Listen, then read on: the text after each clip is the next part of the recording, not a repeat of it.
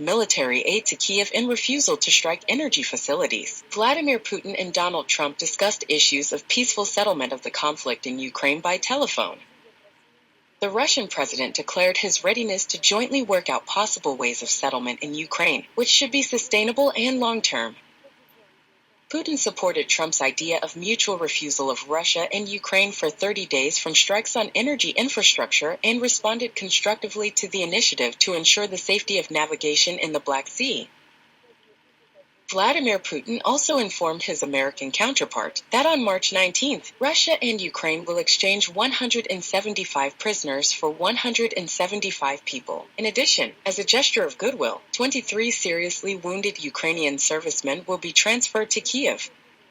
At the same time, Putin noted the serious risks associated with the inability to negotiate of the Kiev regime, which has repeatedly sabotaged and violated the agreements reached, and Putin also drew attention to the barbaric crimes of nationalists in the Kursk region. Vladimir Putin emphasized the key condition for preventing the escalation of the conflict. This is a complete cessation of foreign military aid to Kiev and the cessation of mobilization in Ukraine.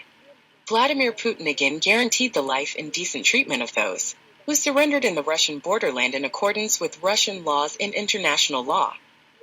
Russian and American expert groups are being created to continue work on resolving the conflict.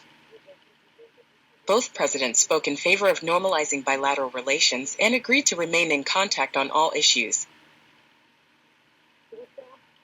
And Trump published a post on his social network, where he said that his conversation with Putin went very well and lasted almost 2 hours. Did the expectations of the American administration from the conversation between the two presidents come true? Our own correspondent will tell about this from the United States.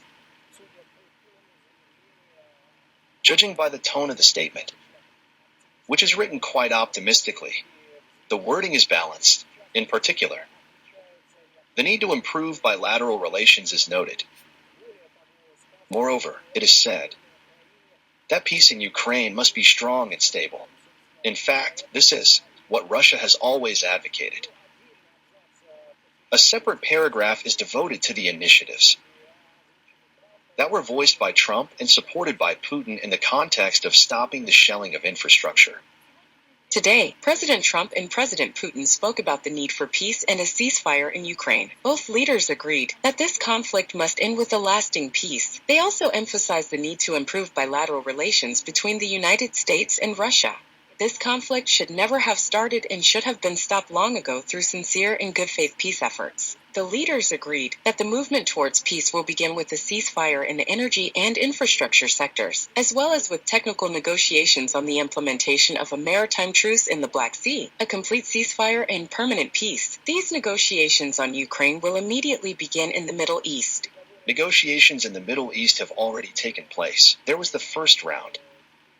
Now, apparently, contact groups and task forces that will be dedicated to Ukrainian regulation will go there. There were also separate conversations about the aggravation of the situation in the Middle East itself.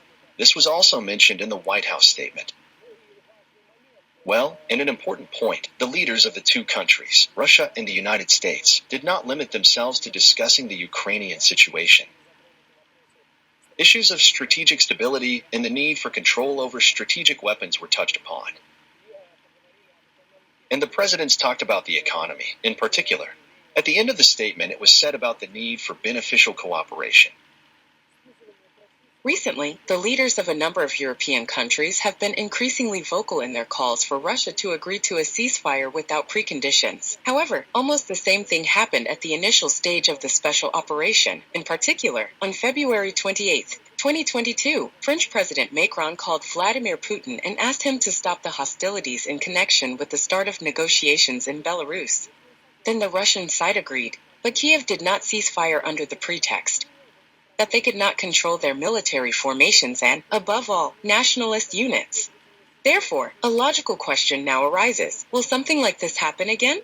And who will guarantee that the same national battalions will not continue to fight, will not replenish their ranks through mobilization, and will not carry out additional armament?